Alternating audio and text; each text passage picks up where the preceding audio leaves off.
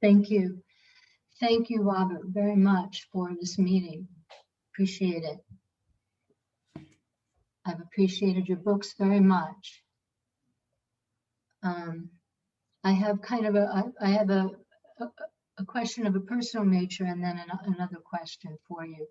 I think I'll just ask my general question first. And that is, do you have an opinion about David Hawkins, who is known for his very detailed mapping of consciousness? Are you aware of him? I'm not. No, I'm not. Okay, well, I'll ask you my next question. I had written you before on Facebook briefly that I studied A Course in Miracles for the past 5 years. Ah. And it's been a journey finding and reading your book and shifting out of that, a very big one for me, a huge shift actually. And I just want to give you like a little background. It's interesting because in my studies of the Course, I found myself seeking outside of it in some ways that the other participants weren't doing. And in that seeking, I found Tim Freak. I believe that's how you pronounce his name. You did a video with him. Yes, Tim Freak. Yeah. And he has some different theories of consciousness. He doesn't believe in the fall from grace and sin that we all that non-duality speaks of. He describes it more as a growing into consciousness, moving up, becoming more aware, and he's got various theories around that. And I bring that up because at the time I was studying the Course, that was too much for me even, that was like, oh, what's he talking about? That's way out of my non-duality theories, and I can't quite follow him there, so I'm going to stop listening to him. And I did for a few weeks. And then I found myself searching outside the Course again, and I went back to YouTube because he had a new video and it was with you. And I thought, well, there's an interesting looking person. I just thought of you. I'm going to listen to the video. And shortly after you began speaking, I got it immediately. I bring this up because I find it interesting that some of Tim's theories put a little bit of fear in me and sent me looking in another direction. But when I finally heard someone like you explain it the way you do, this is hypnotic, these aren't our thoughts, who's to say that there's this God that's controlling all of us, it made sense. And having gone through that, what I find now is that I made a huge shift. It seemed like I made a huge shift to the other side of the pendulum, and I can't quite get back. I can't find a balance in the middle. I'm feeling somewhat nihilistic about it all. Mm-hmm. And I'm sure that other people have gone through that. I guess I wanted some feedback from you about that. Yeah, I think that's a common experience. Was compared to jumping out of an airplane without a parachute. The bad news is you're falling forever and there's nothing to grab onto. But the good news, he said, is there's no ground. See, I don't think it's a pendulum and you get back to the middle. I think it's the boat sailed away from the dock now. It's been moored all its life. Someone untied the rope, the wind caught the sail, and now the boat's on the open sea. And there is no security there, and it is frightening. When you admit that anything could happen at any moment, say medically, one little tube in your head blows up and you're not yourself anymore. You might not even be alive anymore. It's very comforting to have a Course in Miracles that tells you this is all part of God's plan. And if you just think right, you'll understand and all your anxieties will go away. That's very comforting. And a lot of people, enjoy that comfort and remain in that box for their entire lives. And some people don't. Now, I don't take any blame for your experience on watching me and Tim freak, but if it was something I said that untied the rope, well, that's what happened. But it's not my doing. I just talk. And I'm not trying to untie anyone's rope either. I don't want that responsibility. I mean, I have friends who are deeply religious, if you can believe that, and we get along great. And it's not that I hide my point of view, but I respect theirs. If it works for them, great. I'm not trying to talk anybody out of their way of thinking. It's just that I have to comment on the way I see things. I've just come to that in life. I wasn't always like this. I spent 20 years with these ideas silently, not talking to anyone about them. I wasn't prepared to discuss it. But now I am, and since I'm coming to the end of my life, this is a good time. So that's all. But whatever you have to go through is yours. And the Course in Miracles, in my opinion, is a really good book to discard. There's no truth in it. It's manipulation, and it's a scam. This is all my opinion. It's a scam because Shachtman, is that how you say her name? The writer of the original course, Shachtman. Mm-hmm. She, in my opinion, as I understand, but I'm seeing it from distant, I could be wrong, picked up on some very basic ideas from Vedanta about non-duality and transcribed them, she says, dictated to her by Jesus or whatever the story is. Come on. You made $1 million on that book, more, a lot more. And you've got all these followers that pay for courses and all the rest of this. It's terrible. It's in my view, entirely corrupt, and it's not true. So you are now, from my point of view, I don't know how you feel, but I see you as being liberated from all that. I feel that way. Beautiful. Yeah, I do.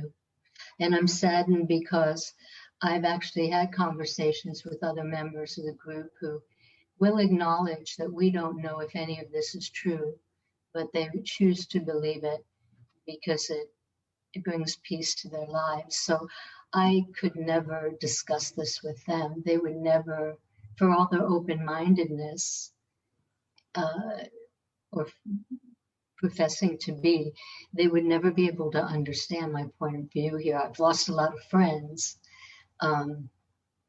because I just know they're not ready to go there or something. I don't know. They won't hear this like I do. I have a friend from Peru. She's a little older than me. She's maybe 80. She's a Quechua Indian who grew up in the high mountains of Peru and had a total Christian indoctrination. Never heard any other ideas while she was growing up because it's very isolated up there. It was anyway, 80 years ago. And I guess it isn't anymore. And she has this profound faith in the Christian message and that Jesus is her savior and she will be with him in heaven and all the rest of it. And she is really convinced of this. She has no doubt of it that I can ever notice anyway. And she's profoundly peaceful. She takes life as kind of the waiting room and she has to do her best. But none of this is really, we haven't gotten to the real story yet. The real story happens after the test. This is like the schoolroom here. And then you don't sin, you learn to tame your sinful nature or whatever it is, and then you're with Jesus and everything's cool. She believes that. I wouldn't try to talk her out of it. First of all, I don't know that it's not true. To me, it seems strange, but how do I know? I mean, it could be. I could be a fairy at the foot of the garden. You know, I don't see it, but so that's, I can't criticize it because I don't really know. But the other thing is, I would never take that away from her because she's so beautiful with it. But I consider it a hypnotic trance in the sense that it was induced by repetition and by hymns and by gold finery and men with strange hats waving bizarre implements and all the rest of it. See, that's a hypnotic trance. That's not really, and you know that how.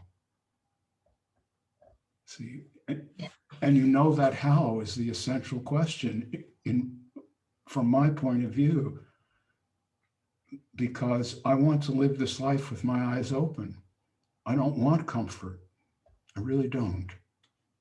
I found that I don't need it. I really don't. If I grieve, I have done. I can do it. It's terribly hard. It breaks your heart, but I'm still here. I don't need God for anything. I don't know that such an entity exists, but I don't need to believe in it to feel okay. And that when I say I'm awake and liberated, that's exactly what I mean. I don't need some secondhand knowledge injected into my mind in order to cope with being here, being human. And that's all it is. When I say I'm awake, people imagine this grandiose thing, oh, you've conquered all suffering and all the rest of it. No, that's not it at all. I'm just free to be human. Well, just as a last quick question, speaking of seeking, as a couple of folks have brought up here as well, that we have an urge to seek. I heard you on a video speak of Peter Zapfee. Yes. So I read up a bit on him, and I find that a fascinating theory and what could be a very valid one. Could you give your opinion on that? That we humans have evolved our brains to a point, our brains have evolved to a point where we just do seek when there's nothing really to be sought, but it's a kind of evolution that, you know, beyond your common dog. Yeah, thank you, Carol. That's a great question for me because I really love discovering Peter Zapfee. A few years ago, when I was more than a few now, but when it was, he was such a kindred spirit. I mean, I thought, my God, this guy, this is pretty much how I see it too. This is kind of amazing that this guy laid it out, and he's a well-known philosopher and all the rest of it. Basically, his idea was this: the fact that our lives are limited, that we see death, fills us with anxiety, and we don't have the intelligence to figure any of this out. So we either distract ourselves with sex and all this, or we attach ourselves to some grand organization. I'm the president of the United States. I'm really important. That would be one. Or we can engage in creative acts that lend meaning to this apparently meaningless existence that we're involved in. That was Zapfee, and that's pretty much the way I see it. Including, I'm a bit of an artist, and I understand that my work is a kind of compensation for having to be alive and die, you know, and all that. Kind of take it that way. Here, I can do this beautiful thing while I'm here anyway.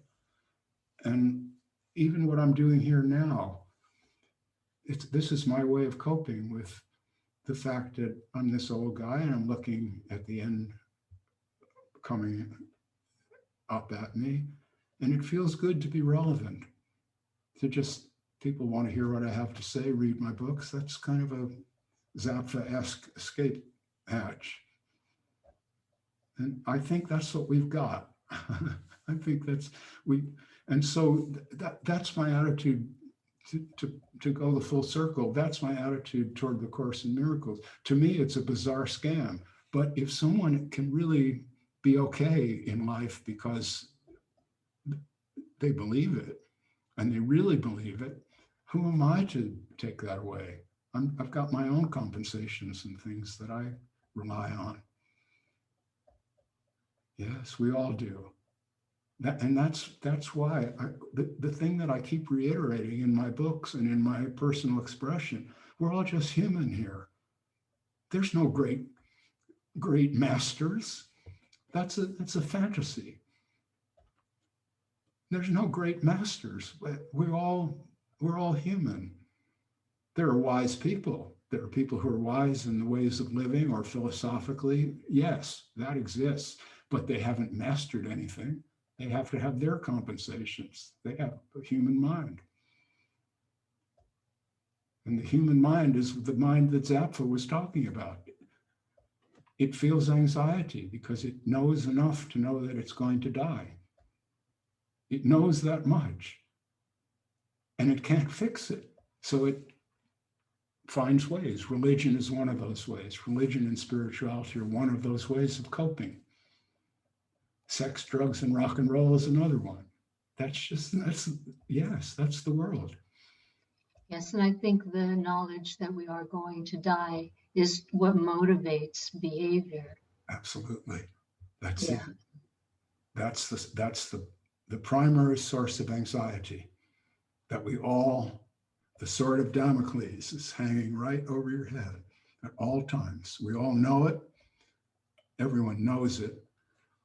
Some people say it doesn't matter because I'll be with God. If they really believe that and it helps them through whatever gets you through the night, that's my attitude. I really mean that.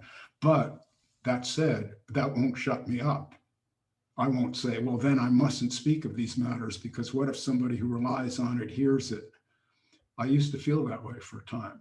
When I first started speaking out on this, it was difficult because I thought I might be hurting somebody, And then I realized, no, not really, because if they're not ready to hear this, they won't hear it. They'll just say Robert's nuts. And that's good. It's good to be crazy.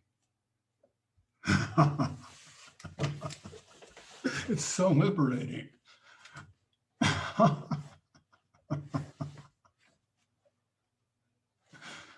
But thank you so much. What a joy. It was so great speaking with you. Thank you so much.